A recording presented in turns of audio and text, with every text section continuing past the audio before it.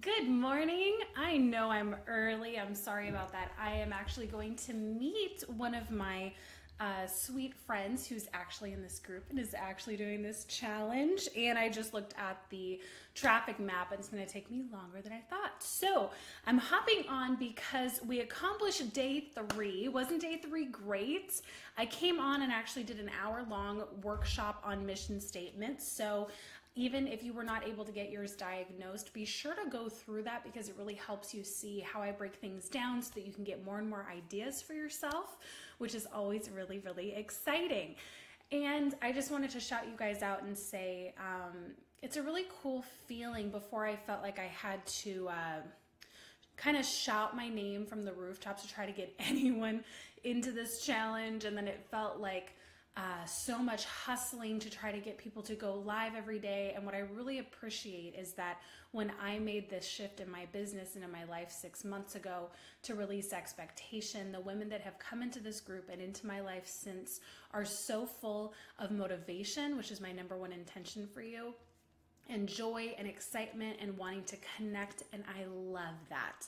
The last round of Comfy on Camera participants joined me over in my paid for course, Facebook Live Fast Track, and they are in there and just being so raw and vulnerable and ready to get out there and change things in the world through their lives, and I absolutely love that. I love supporting you guys through this journey. Don't think that I take it for granted or think that it's just, oh, this kind of stuff always happens. I consider every one of you being here a privilege. So thank you so much. I just wanted to share that before we dive into today's lesson. So today is all about proclaiming your power. We tend to get such doubts as women, especially in this space, that we're not deserving, that we're not qualified, that we're not enough. Who are we to have these feelings or want to change the world in this way or use our voice in this way? And so we tend to put up barricades of excuses of why we can't get visible, and these fears, even though they're pesky, are not the truth. So one of the biggest things that I see that are holding women back from becoming more visible is the fear of feeling like they are not qualified enough to talk about their topic, to call themselves an expert. And first, I want to say that to be an expert, you do need to have time invested in learning something, whether it's from life experience, but I do also recommend that you study the technical stuff on the side, or if you've gotten your degree in something. It takes about 300 hours to become an expert in a given topic. So I do think that the time to put in to become an expert is necessary, but once you've done that through life experience and backing it up with either data or facts or research or whatever, then you're kind of done. It's like for me, when I first started out Visibility Vixen, I wasn't an expert in systems or branding or any of that kind of stuff, right? But because I spent so much time with each individual program and figuring out my funnels and really analyzing color from this perspective, over time I became one. So even if you're just starting out in this field and you feel like, I have all the life experience, but I'm not feeling totally 100% confident with the knowledge to back that up, that's okay. That doesn't mean you shouldn't still be putting yourself out there. That just means that you need to have a little hustle on the side, learning what you need to learn. But it's really important that we, at the end of the day, are our number one advocate. This was the hardest thing for me because growing up so immune compromised and then being bedridden for 2 years, I saw all of my validation for my existence because I was so sick through my parents' eyes, through my friends' eyes, even through my husband's eyes when we first got married because I was still dealing with chronic headache pain. And the problem when I transferred that into my business is that I was kind of always doing a do you like me dance, right? And if it was in a Facebook group, if it was through a one-on-one chat, if it was in this group, I just always was needing the validation, wanting the validation. So in the beginning of my podcast, I'd put out an episode and then be like, okay, why isn't anyone commenting? How many views did it get? Oh my gosh, oh my gosh, oh my gosh, oh my gosh, right? I don't know if you can relate to that, but I definitely used to struggle with that a lot. And if you guys haven't listened to the episode, I think it's episode 8. It's with Dr. Stephen Ward. He is my chiropractor that I was telling you guys about yesterday. And he's also a spinal column stressologist. And he is an absolutely incredible person who helps people with spina bifida and multiple sclerosis and all kinds of things. People that are given the diagnosis that they don't have long to live because of the degeneration of their tissues or spine.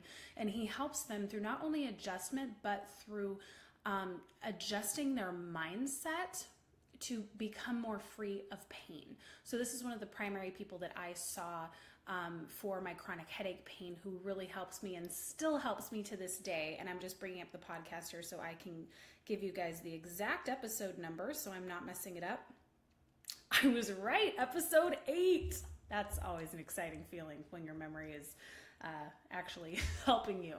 So usually when you feel like you need to be qualified, lifted up, validated by people outside of yourself, it's because you are having unrealistic expectations of yourself.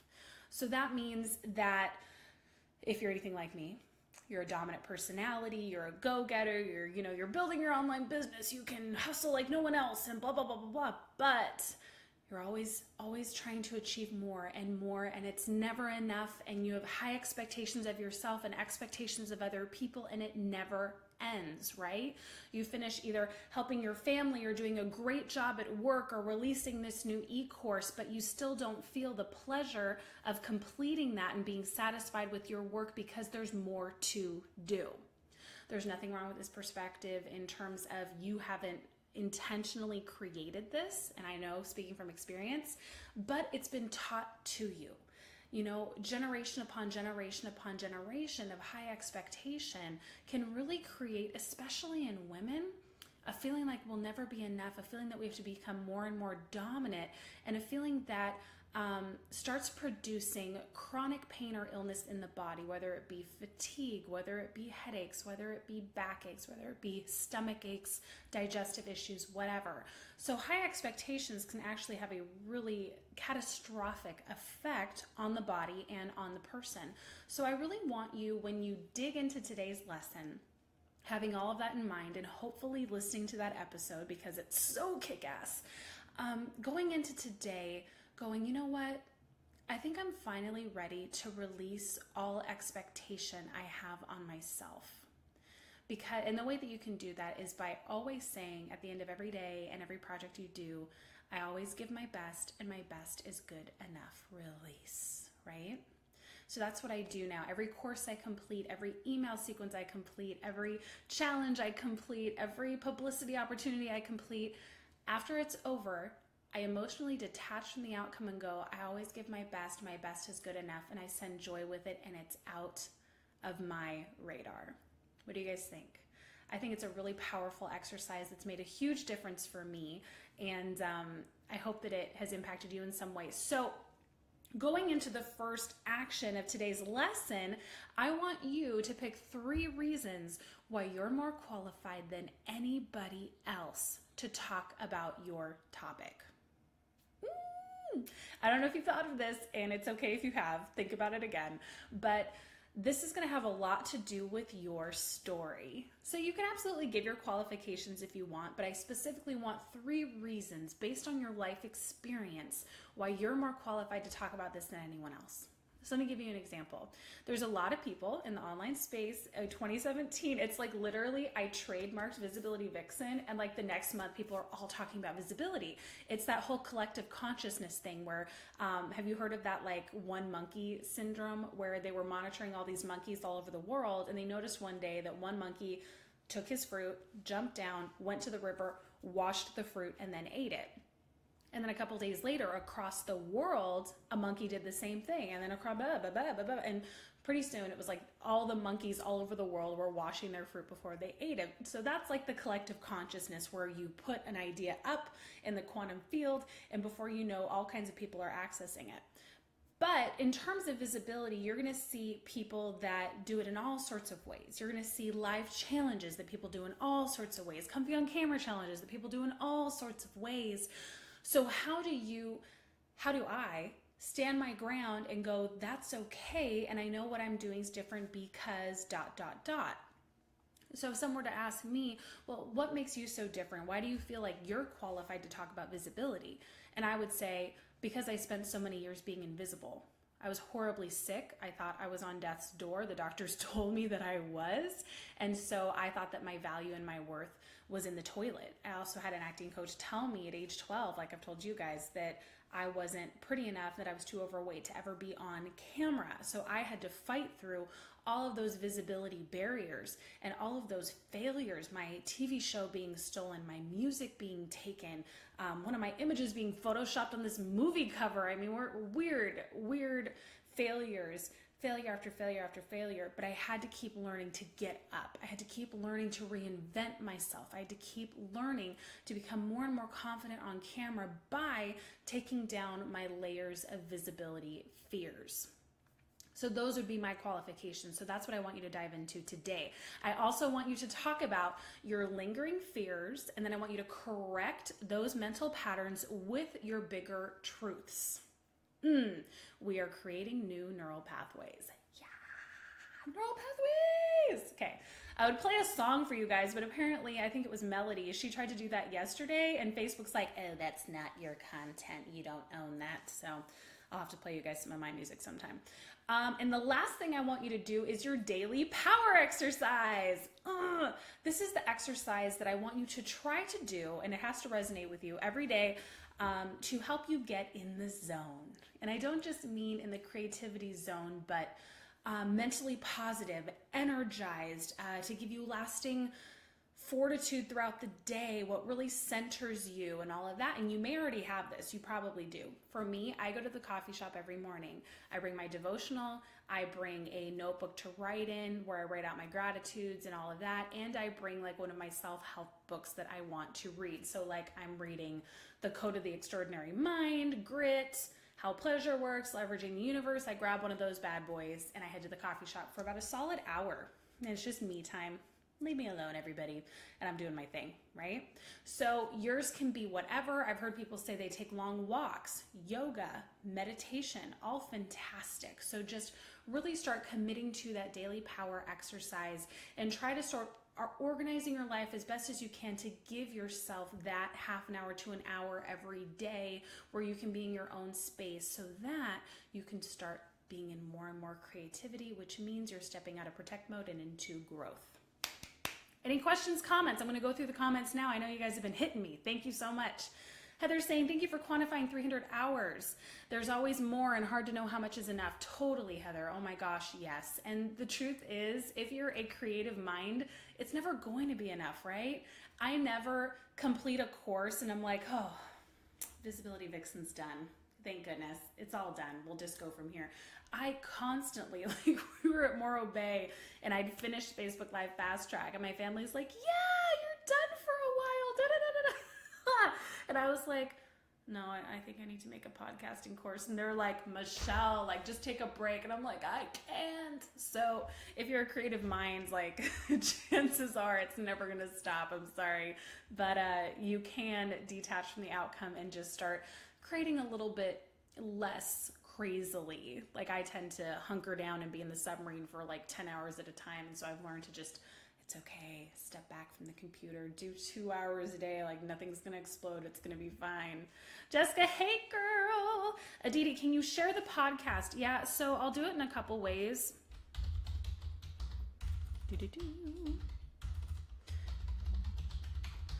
That is the iTunes link.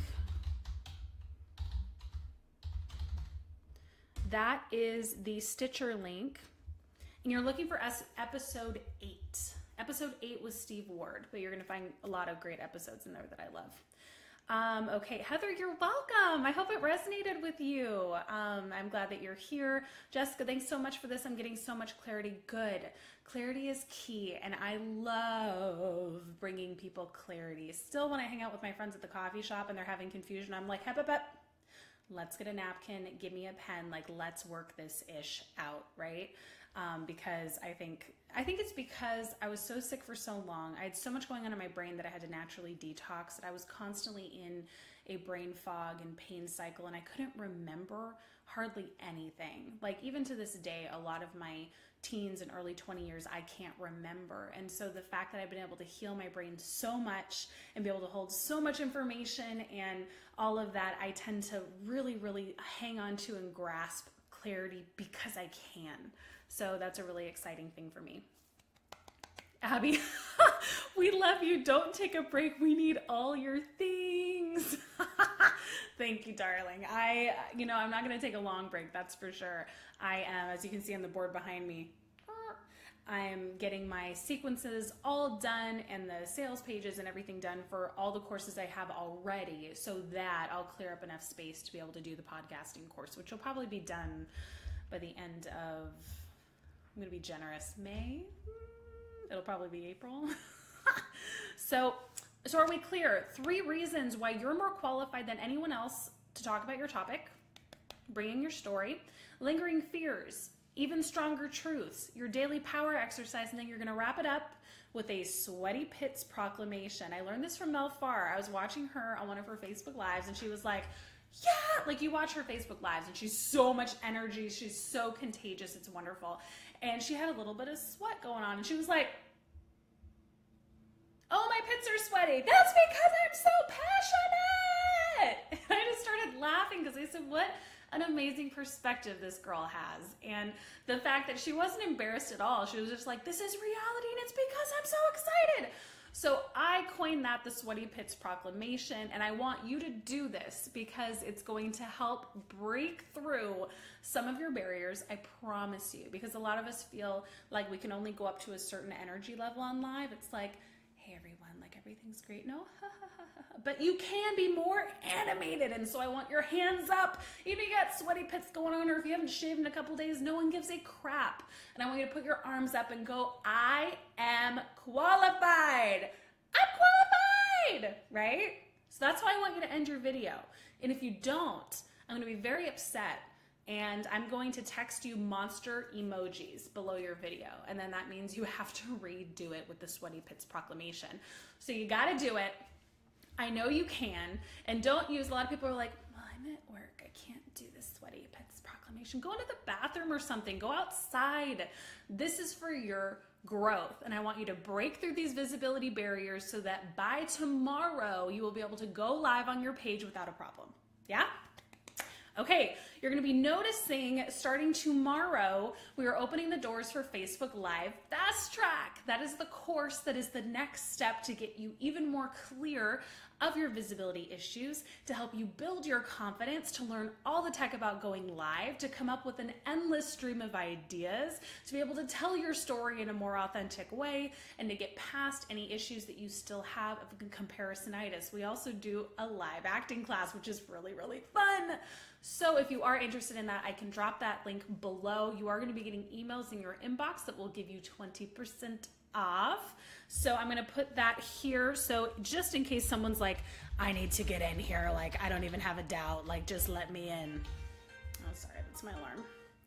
So that is visibilitywixen.com/Facebook Live. And the secret code is I'm an insider, I think. Let me know if it doesn't work.